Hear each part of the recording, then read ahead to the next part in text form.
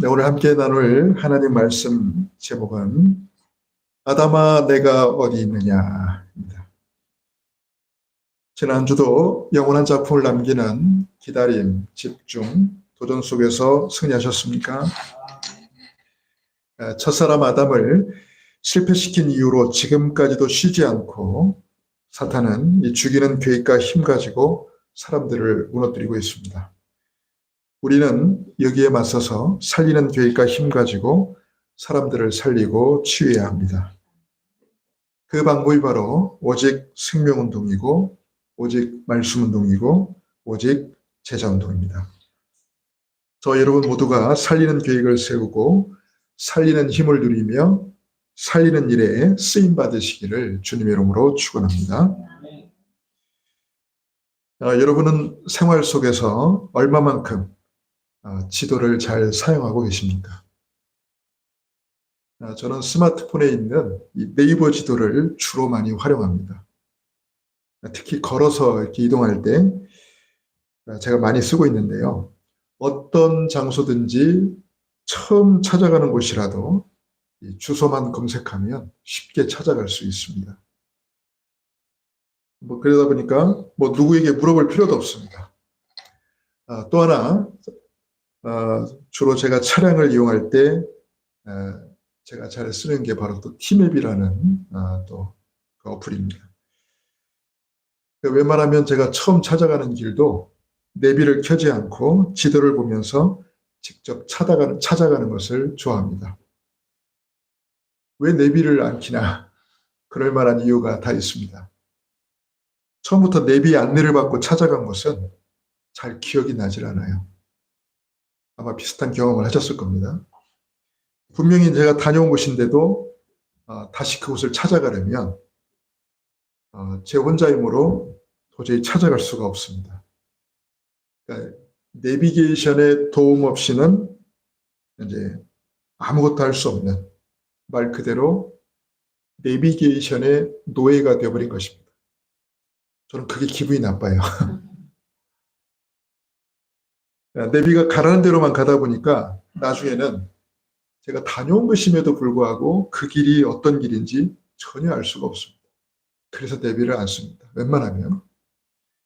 또 한 가지 불편한 점은 뭐냐면 이 내비게이션의 이 안내 타이밍이 잘 맞지 않아요. 그래서 길을 잘못 들은 경우가 종종 있습니다. 결국 한참을 돌아서 다시 가야 되니까 시간이 더 걸리기도 하고요. 또 잘못 섰다는 걸 깨닫는 순간 또 무리하게 방향을 바꾸려다 보면 사고의 위험성도 그만큼 이제 커지게 되죠.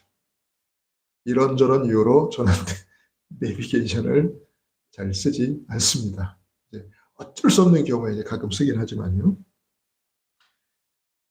그래서 언제부턴가 저는 이 지도상에서 먼저 목적지를 찾고 그 다음에 나의 위치를 찾아서 지금 내 위치에서 목적지까지 어떻게 가야 되는지 제가 직접 탐색하면서 찾아가게 된 겁니다. 그 결과 한번 찾아간 곳은 정확하게 기억에 남더라고요. 또 덤으로 얻는 것도 있습니다. 전에 내비게이션을 보고 갈 때는요. 주변에 뭐가 있는지 아무것도 안 보였는데 제가 직접 지도를 검색해서 찾아가다 보니까 내가 목적지까지 찾아가는 여정 속에 무엇이 있는지 이제 보이게 되고요. 또 어떻게 가면 더 빨리 갈 수 있는지, 더 쉽게 갈 수 있는지, 주변에 있는 다른 길까지도 다 이렇게 꿰뚫어 볼 수 있게 되었습니다. 제가 여러분 보고 내비게이션 이용하지 말라고 말하는 건 아닙니다. 혹시 제 말을 듣고 내비게이션 안 보고 다니다가 또 위험할 수도 있습니다. 지도를 잘 볼 줄 알고 활용할 줄 아는 가장 중요한 열쇠가 뭐냐면 내가 가야 될 목적지가 어딘지 그리고 지금 내가 어디에 있는지를 먼저 찾는 것입니다. 목적지와 현재 나의 위치를 찾는 것이 가장 중요한 거죠. 지도상에서 내가 가야 될 목적지를 찾고 내가 어디 있는지를 찾을 때 내가 어떻게 가야 할지가 이제 정해지는 거죠.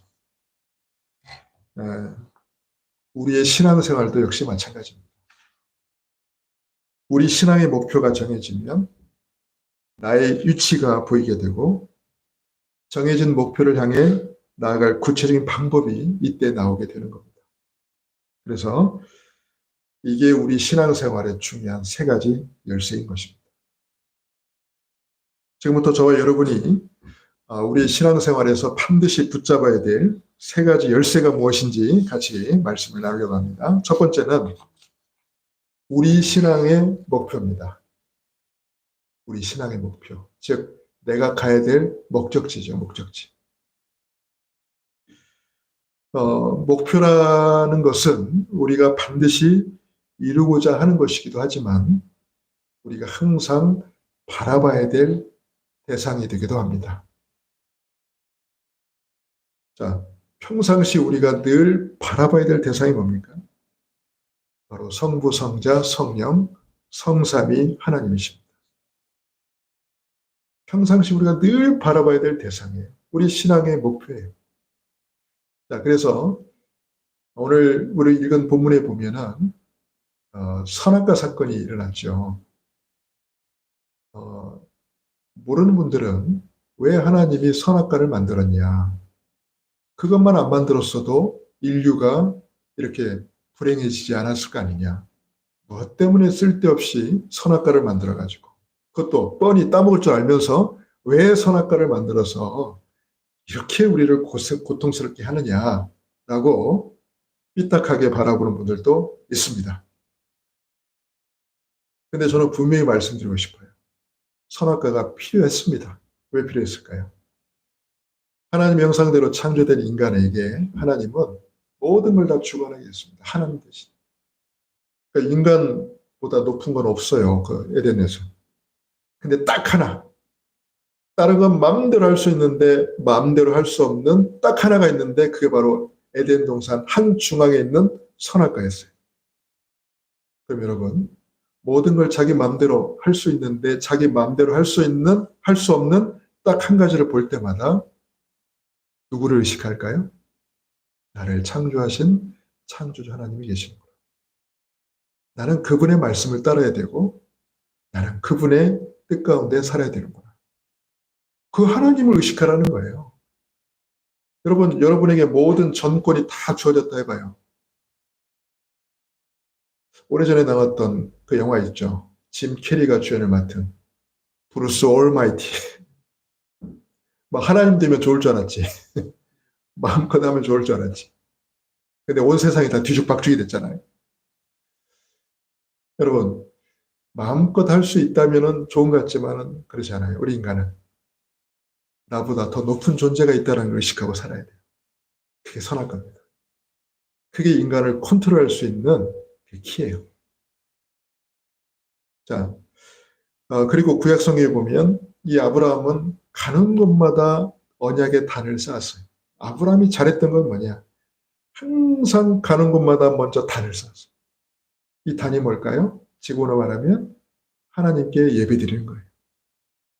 그러니까 아브라함이 잘한 거는 항상 아브라함은 이동했잖아요. 이렇게 이동하며 살았는데 이동하는 곳마다 제일 먼저 언약의 단부터 쌓았다.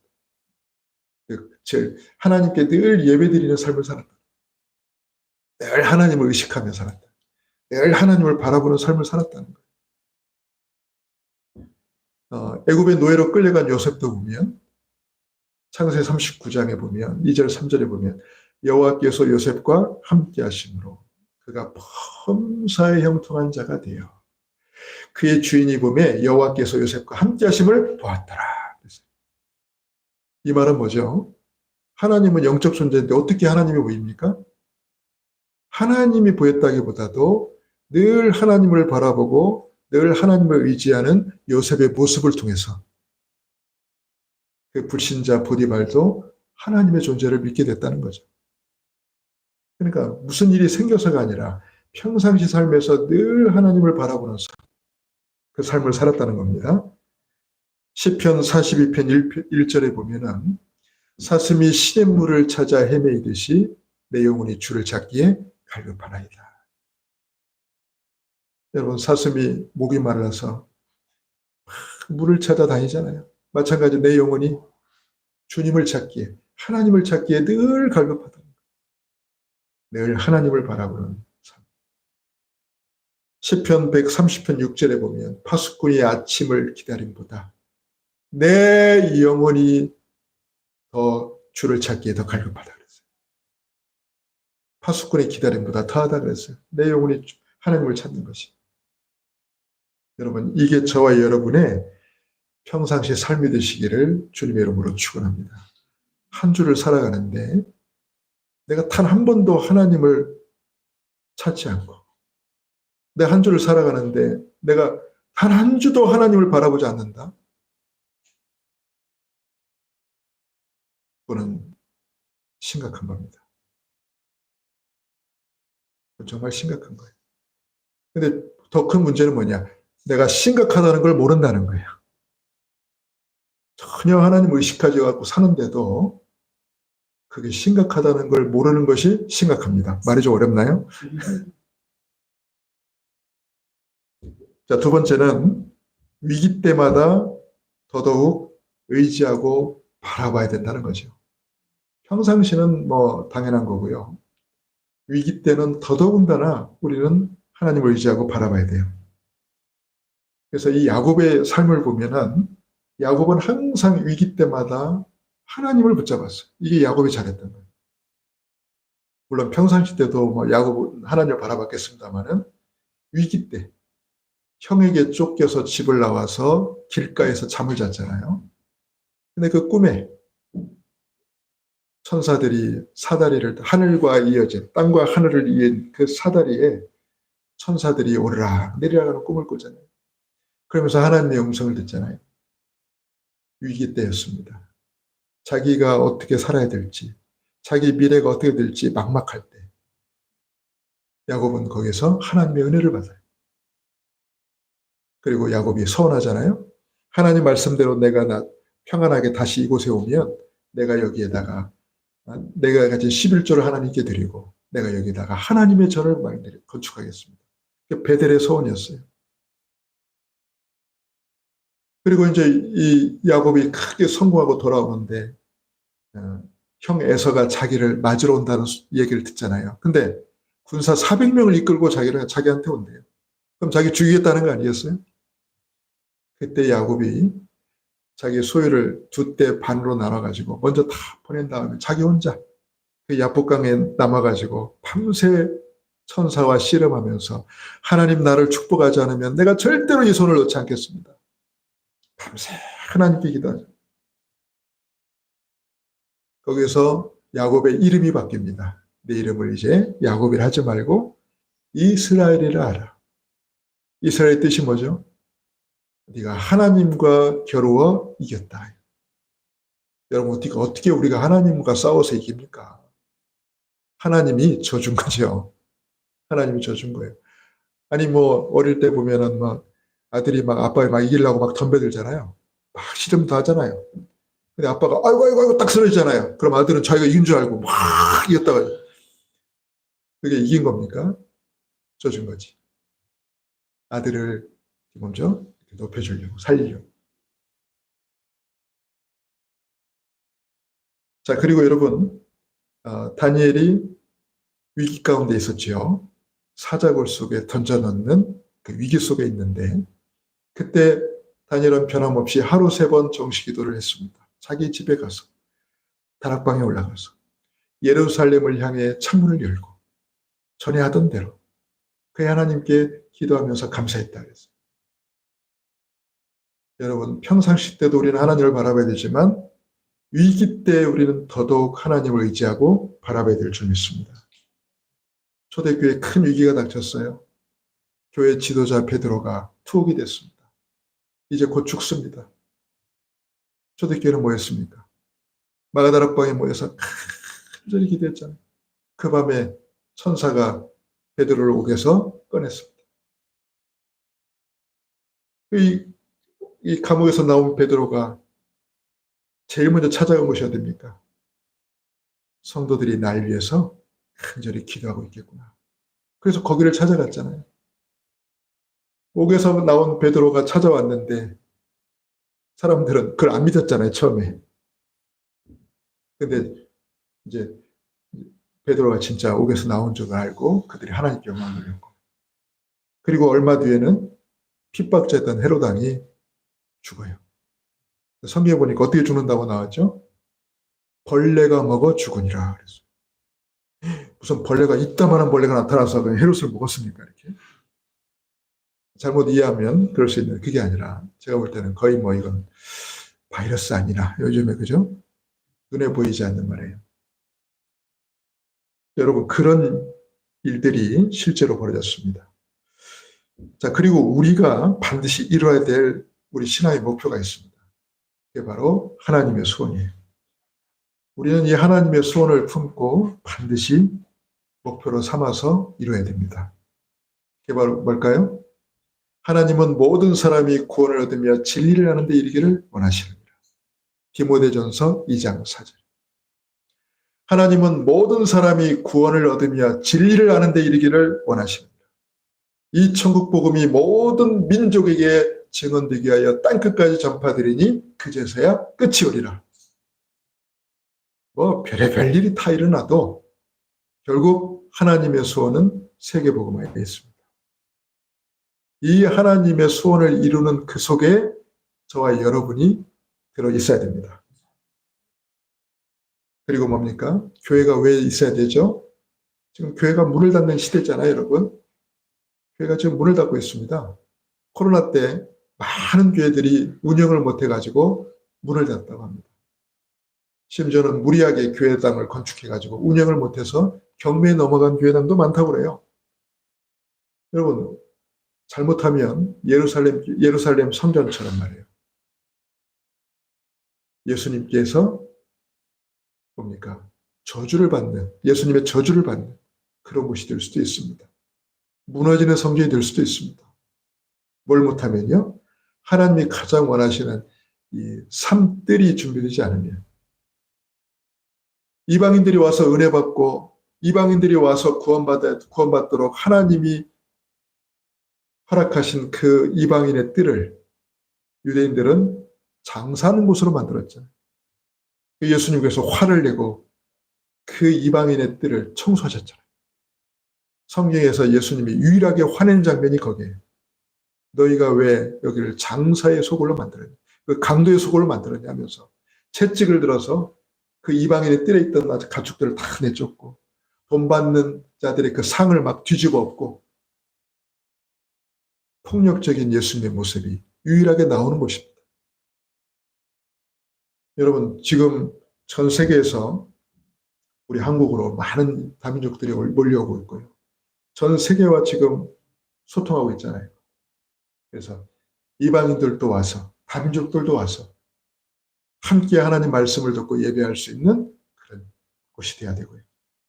요즘에 아픈 분들이 너무 많아요. 몸도 아프지만 정신적으로 시달리고 마음이 무너져서 어렵고 힘든 분들이 너무나 많습니다. 뭔가를 의지하고 싶고 붙잡고 싶은 분들이 너무나 많습니다. 그래서 이분들을 위한 치유의 뜰. 그래서 참 교회 오면 뭔가 마음이 편안하고 말이에요. 딱 교회 오면은 뭔가 답답했던 마음도 교회 오면은 뭔가 마음이 좀 편안해지면서 뭔가 하나님 앞에 집중할 수 있는 그런 곳이 돼야 되는데 기도하고 있습니다. 그러면서 요즘에는 후대들이 다 지금 교회를 떠나고 있잖아요. 어제도 친구 목사하고 저 성수동에서 잠깐 거기서 만나서 식사를 같이 하면서 거기 이제 그 카페에 앉아가지고 차를 마시는데 세상에 나 처음 가봤어요. 성수동 그 카페 거리를 처음 가봤어요. 나는 홍대만 애들이 바글바글 하는 줄 알았지. 이야, 거기도 그 토요일 날 오후에 봤더니 젊은 애들이 얼마나 거기 많은지. 이야, 이게 성수동이 달라졌구나. 이렇게. 근데 지금 교회만 썰렁해요. 교회만. 소대들이 자꾸 교회를 떠납니다. 왜? 교회가 재미가 없고, 흥미가 없고, 답답하고, 힘들어서. 그래서 이런 후대들이 모일 수 있는 이런 후대의 뜰을 갖춘 그런 기회로 우리가 응답받아야 될 줄 믿습니다. 그게 우리가 이뤄야 될 응답의 목표예요. 세 번째는 금토일 시대입니다. 금토일을 빼앗기면 다 뺏기는 거예요. 이제는 금요일부터 쉬잖아요. 저 동대문도 보니까 금요일부터 쉬더라고. 그래서 우리는 이 금토일을 빼앗기면 안 됩니다. 근데 벌써요, 이 사탄은요, 이 금토일을 완전히 지금 장악하고 있습니다. 벌써 금요일부터 나가잖아, 사람들. 그래서 이제는 막 예배 자체를 뭐 안 해. 금요일부터 사라져 버리니까. 그래서 우리는 이 금토일을 잡아야 됩니다. 그래서 금요일 날은 뭐 하냐? 완전히 치유에 집중하는 시간. 토요일은 뭐 하냐? 우리 후대들이 세상을 정복할 서밋으로 세워지는 시간. 주일은 뭐 하냐? 완전히 하나님 앞에 예배로 집중하는 시간. 그래서 저는 진짜 이것을 굳게 붙잡고 있어요. 세계복음 많은 교회. 삶들을 갖춘 교회. 금토일 시대를 대비하는 교회. 여러분, 이 하나님의 소원을 품고 이 목표를 이루도록 함께 달려갈 수 있기를 축원합니다. 자, 첫 번째가 우리 신앙의 목표라고 했죠. 두 번째는 뭐죠? 자, 목적지가 정해졌으면 그 다음 확인할 게 뭐냐면 지금 내가 어디 있느냐예요. 나의 위치를 찾는 거예요.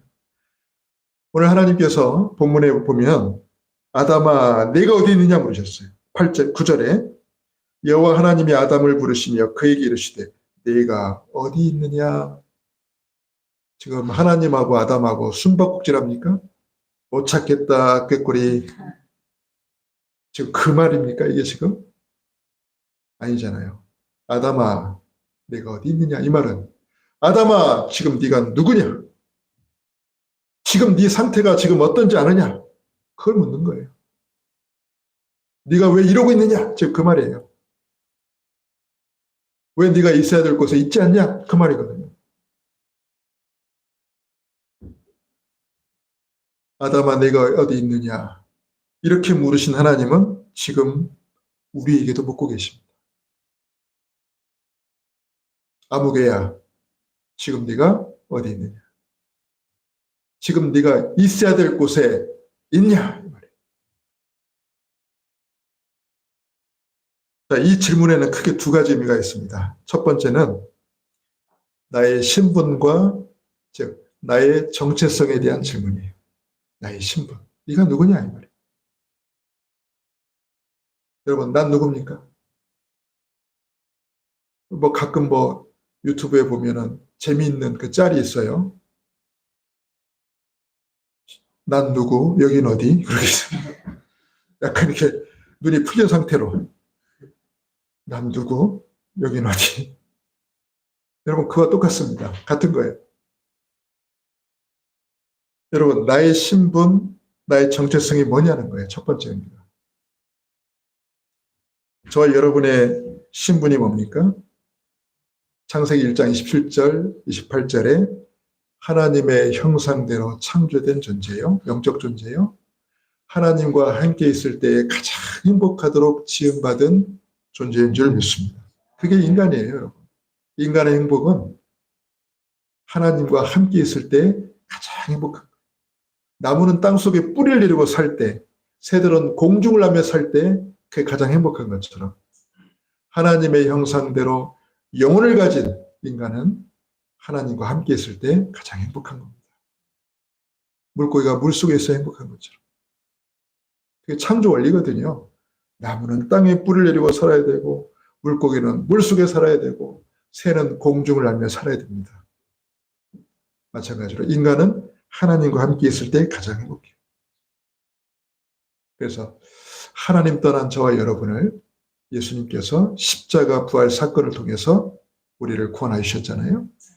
그래서 그 예수님을 주인으로 영접한 저 여러분 모두는 다 요한복음 1장 12절 영접하는 자 곧 그 이름을 믿는 자들에게는 하나님의 자녀가 되는 권세를 주셨습니다. 그래서 우리는 하나님 자녀가 됐습니다. 우리의 신분은 하나님 자녀입니다. 로마서 8장 1절에서 2절 그런즉 그리스도 예수 안에 있는 자에게는 결코 정죄함이 없나니 이는 생명의 성령의 법이 죄와 사망의 법에서 너희를 해방하였습니다. 우리는 완전 해방된 하나님 자녀예요. 지옥 권세에서 완전히 벗어난 하나님의 자녀예요. 이게 우리의 신분입니다. 이게 우리의 신분이에요. 더 이상 우리는 마귀의 노예가 아닙니다. 마귀의 자녀가 아닙니다. 사주팔자 저주 운명 가운데 묶여있는 자들이 아닙니다. 귀신 신들린 무당 앞에 찾아가면 우리 점이 안 나오는 게 정상이에요. 왜? 해방됐으니까. 사주팔자 저주 운명에 묶인 사람은요 정확히 나와요. 사주를 주면 정확히 나와. 그 사람이 운명이 정확히 나와. 근데 우리는 안 나와. 왜? 우리는 거기서 완전 자유를 얻었으니까. 해방받았으니까. 자, 두 번째 의미가 뭡니까? 아담아, 내가 어디 있느냐? 두 번째 의미는 뭐죠? 나의 영적 상태에 대한 질문이에요. 나의 영적 상태입니다. 여러분, 가장 중요한 거는 나의 상태예요. 뭐 우리끼리 쓰는 말 있잖아요. 아유, 지금 제 상태가 많이 안 좋습니다. 이렇게. 여러분, 이 상태라는 게 굉장히 중요합니다.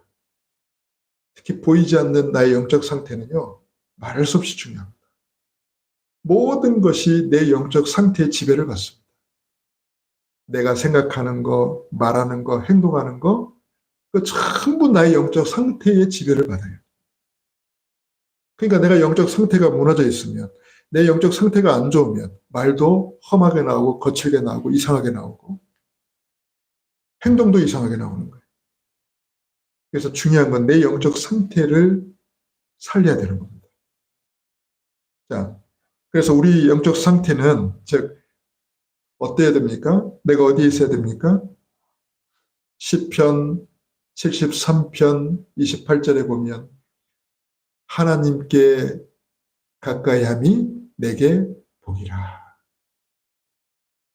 하나님께 가까이함이 내게 복이라. 내가 주 여호와를 나의 피난처로 삼아 영원토록 주님을 찬송하리이다. 예배 자리에 있으시기를 축원합니다. 예배 자리에 있어야 돼요. 시편 100편 4절에 보니까 감사함으로 그 앞에 나아가고 기뻐함으로 그 궁정에 들어가서 여호와를 찬양하라. 우리가 예배 자리에 나오는 이유는 뭐죠? 감사함으로. 감사함으로. 그분께 영광 돌리기 위해서, 찬양하기 위해서 나오는 겁니다. 우리가 항상 있어야 될 것이 사도행전 2장 1절 4절에 보니까 초대교회 오순절날 마가다락방에 모였던 초대교회 성도들에게 성령이 임했잖아요. 제가 항상 모델로 삼는 예배가 바로 이거예요. 성령이 불같이 바람같이 임하는 자리. 그들이 다 성령의 충만함을 받았다. 여러분, 이게 바로 예배 자리입니다. 저 여러분에게 이 역사가 있기를 간절히 축원합니다. 그래서 우리의 영적 상태가 어떻게 돼야 되냐? 하나님께 발견돼야 돼요. 창세기 6장에 보면 하나님이 세상에 너무 죄악이 넘쳐나고 사람들이 너무 악한 걸 보시고 세상에 사람 지으셨음을 한탄하셨다고 나와 있거든요. 그런데 딱 반전이 있어요. 반전. 그렇게 세상에 대해서 하나님이 탄식하시고 안타까워하시는데 딱 6장 8절에서 9절에 보면 그러나 노아는 여호와께 은혜를 입었더라. 노아는 당대 완전한 자요. 하나님과 동행하는 자였습니다. 야, 그 시대와 완전히 다른 한 사람을 하나님이 찾으셨는데 그게 바로 누구죠? 노아입니다. 그래서 하나님이 그 시대에 생명을 구원할 방주를 짓게 하셨어요.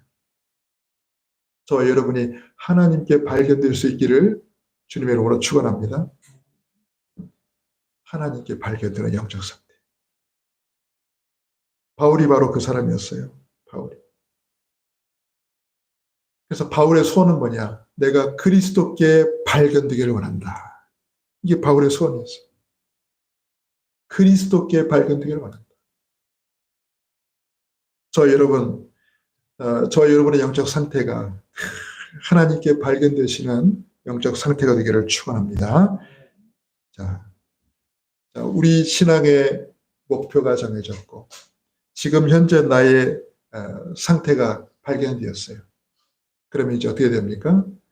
목적지를 향해서, 목표를 향해서 나아가야 되겠죠. 여정을 걸어야 되겠죠. 그게 바로 세 번째입니다. 이제 난 어떻게 살아야 할 것인가요? 향해 가야 되니까, 그죠? 그 목표를 향해서 끊임없이 나아가려면 이제 뭐가 필요하냐? 이 소통이 필요해요, 소통. 그래서 하나님의 시간표를 계속 내가 확인하고 성령인도 받아야 돼요. 여러분, 하나님의 시간표와 성령인도는요, 빠른 것도 아니고 더딘 것도 아닙니다. 자, 우리 인간편에서는, 우리 입장에서는 빠르다, 늦다, 그건 우리 판단이고요. 하나님의 시간표 속에서는 성령 인도 가운데서 빠른 것도 없고 더딘 것도 없습니다. 정확한 겁니다. 아멘입니까? 자꾸 우리 기준에서는요, 너무 빠른 것 같아.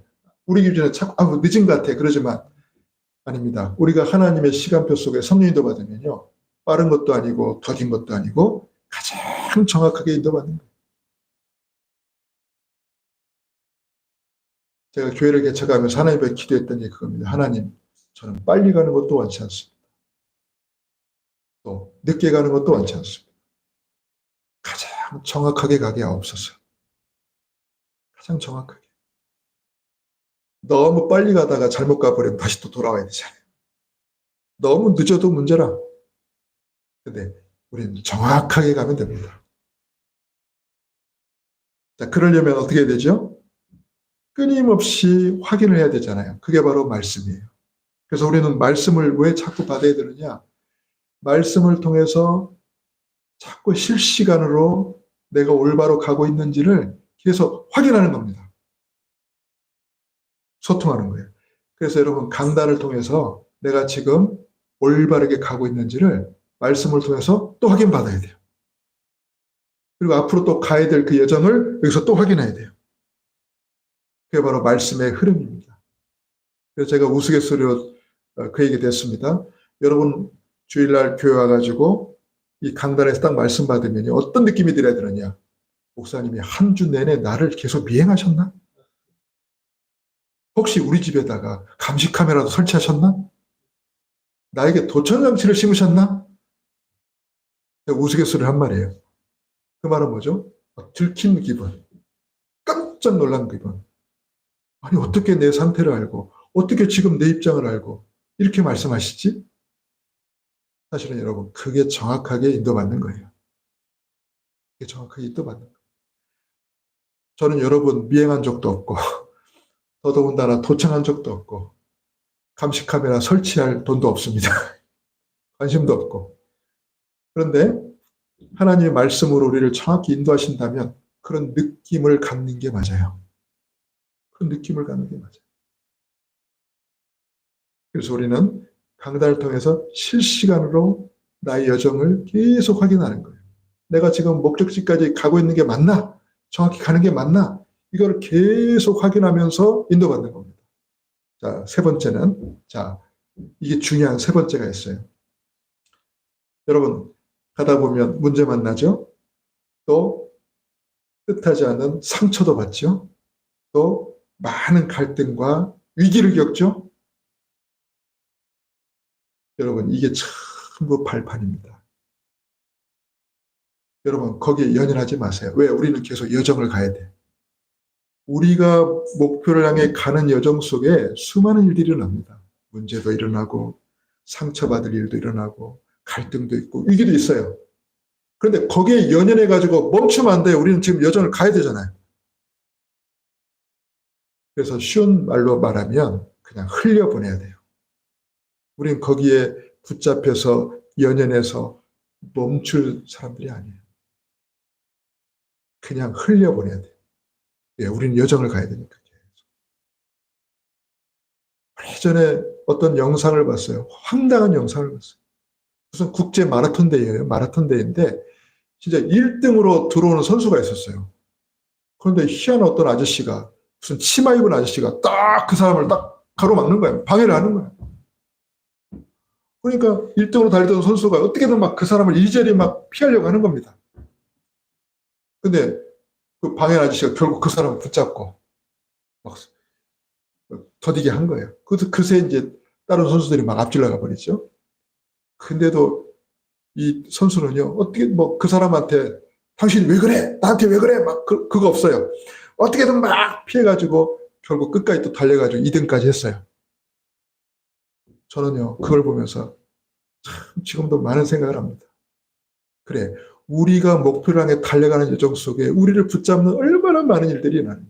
문제들에다가, 사건들에다가, 갈등에다가, 위기에다가, 온갖 혼란들 많은데, 우리는 거기에 지금 매여 있을 시간이 없는 거예요.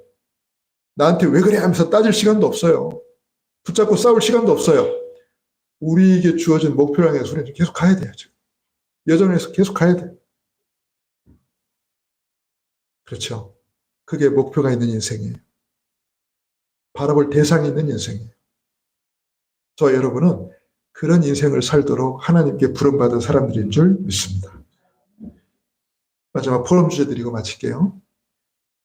우리 신앙생활에 중요한 3가지 키워드가 바로 이겁니다. 목표, 상태, 소통.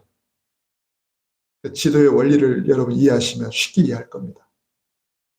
우리가 나아갈 목표, 지금 나의 상태, 그것을 향해서 가는 끊임없는 소통. 이게 신앙생활을 잘할 수 있는 3가지 키워드예요. 그래서 목표는 뭐냐? 성삼위 하나님 우리의 목표잖아요. 이 목표는 절대 바뀌지 않는 거예요. 절대 변하지 않는 거예요. 그걸 목표로 삼아야 돼요. 늘 시시각각 바뀌고 변하는 것을 목표로 삼으면 어떻게 돼요? 우리는 계속 헤매는 거예요. 근데 성삼위 하나님은 절대 바뀌지 않습니다. 그분의 소원도 바뀌지 않습니다. 이게 우리의 목표가 되고, 그리고 우리의 상태는 어떻게 된다? 항상 최고의 상태로 관리해야 된다. 내 영적 상태가 무너져 있으면 안 됩니다. 항상 최적의 상태로. 언제든 하나님께 발견되고 쓰임받을 수 있는 상태로. 그리고 3번째는 소통입니다. 소통은 뭐죠? 끊임없이 확인하는 거예요. 끊임없이. 그래서 우리에게 말씀이 필요해요. 계속 확인해야 돼요.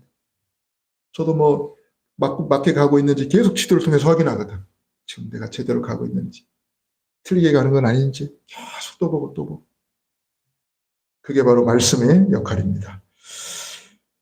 메시지를 마치겠습니다.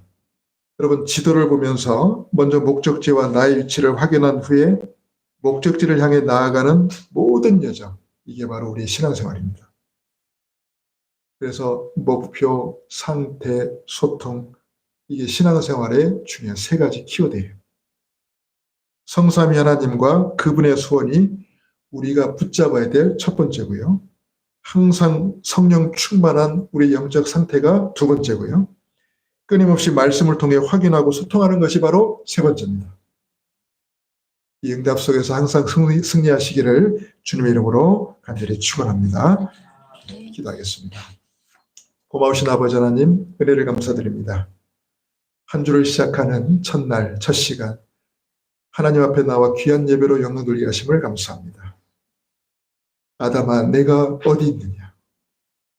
절대 바뀌지 않는 우리 신앙의 목표를 향해서 하나님께 항상 발견될 수밖에 없는 나의 영적 상태를 갖추고 말씀으로 끊임없이 확인하며 소통하며 나아가는 우리 모든 사랑하는 가족들 되도록 축복하여 주옵소서.